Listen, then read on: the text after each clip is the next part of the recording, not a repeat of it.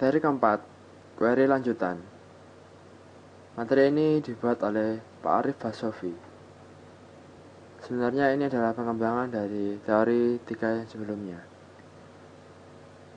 Tujuannya ialah mengenal bentuk-bentuk pengembangan query SQL, mengenal subquery pada banyak kolom, dan juga mengenal subquery pada from.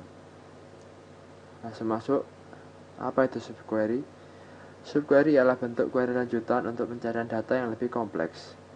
Subquery adalah statement select yang dilampirkan sebagai klausa dalam statement SQL yang lain. Subquery terdiri dari subquery, inner query, dan juga main query atau disebut juga outer query.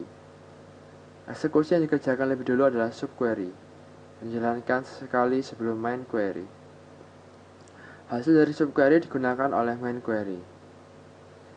Inilah bentuk dari subquery, di mana yang atas adalah main query dan di bawah kotak hijau adalah subquery. Contoh bentuk subquery.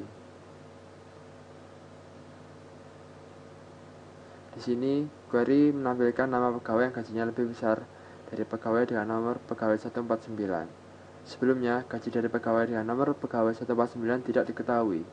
Untuk itu, kita tempatkan sebagai subquery agar nilai yang tidak diketahui tadi dapat diketahui untuk memberikan nilai gaji pegawai 149. Lalu subquery pada banyak kolom. Pada subquery pada banyak kolom, tiap baris dari main query dibandingkan dengan nilai dari subquery, multiple row, dan juga multiple column. Berikut ini contoh pembandingan dengan kolom dan juga baris.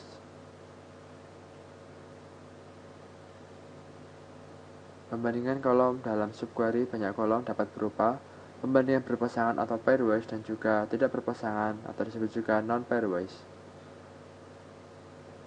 Pairwise comparison subquery. Berikut contoh pembandingan berpasangan untuk menampilkan detail yang dari data pegawai yang dimanajeri oleh manajer dan departemen yang sama dengan yang dimiliki oleh nomor pegawai 178 dan 174 dan bukan termasuk pegawai dengan nomor tersebut. Non-pairwise comparison subquery.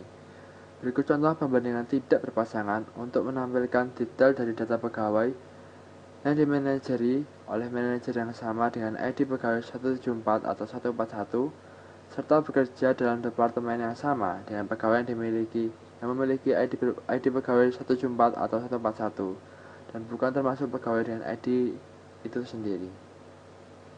Subquery pada klausa from. Query bisa diletakkan di dalam klausa from untuk membentuk tabel temporer. Query semacam ini dikenal juga dengan istilah inline view karena tidak membentuk objek database.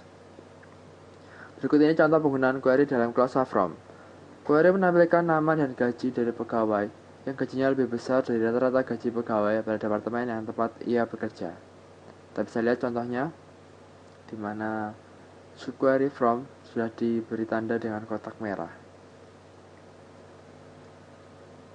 Ya, karena tidak mungkin ada pertanyaan, kita akhiri saja. Terima kasih untuk perhatiannya, semoga materi tadi sangat bermanfaat bagi Anda.